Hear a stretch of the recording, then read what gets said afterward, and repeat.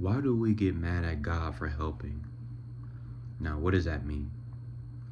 We take a look at his commandments. We take a look at things that he orders his chosen people. The perspective of the people that we follow throughout the Bible. We see Abraham get tested. We see almost everyone, we get tested. So why do we get mad at God for helping?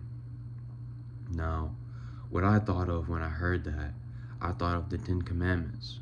I thought of how we want to please the flesh.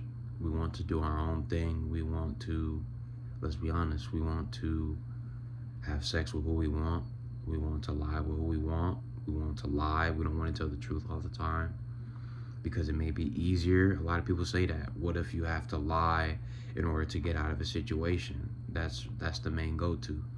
We want to eat, you know what I mean? We want to eat whatever we want, whenever we want. What do I mean by this? Now, as you know, sin has consequences throughout all the Bible. What happened with Adam and Eve? We're still, I don't know if a lot of people know this or realize this, but we're still living we're still living the curses of Adam and Eve. What did God curse Adam with? He said, you will work for your food. And since we're all descendants of Adam, every single one of us, Eve was the mother of all living. We're still dealing with the curses of people who died hundreds, thousands of years ago. And I say that to say, God made the commandments for the sinners, for us, because he knows what he's going to have to do once we break the law. God is a just God. He makes every correct decision, whether you believe so or not.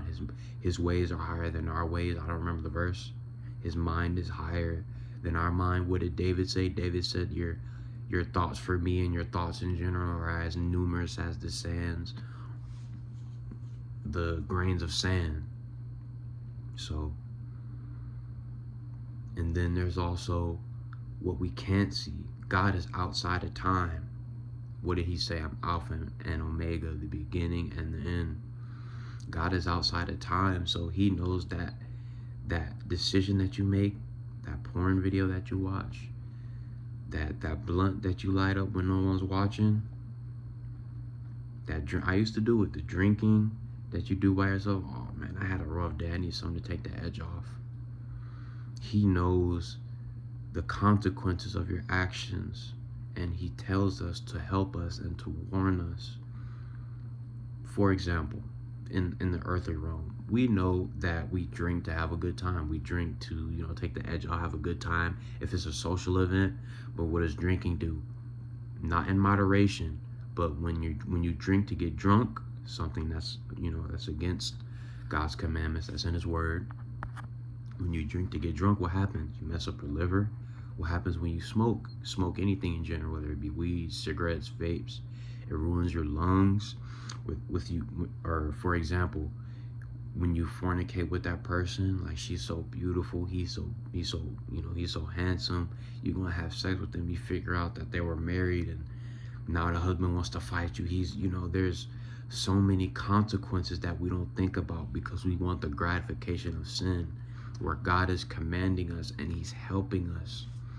Everything that God has said that he has ordered and commanded us to do is for our benefit. Us praising God doesn't help him, it helps us. Us cursing God was God forbid, Us cursing his name doesn't do anything.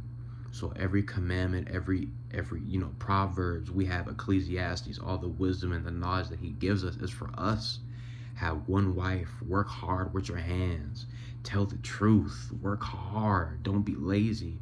All of these things that he tells us and commands us, even though we may not want to do it because we're living in the flesh. We have flesh, we have generational curses that God has to break.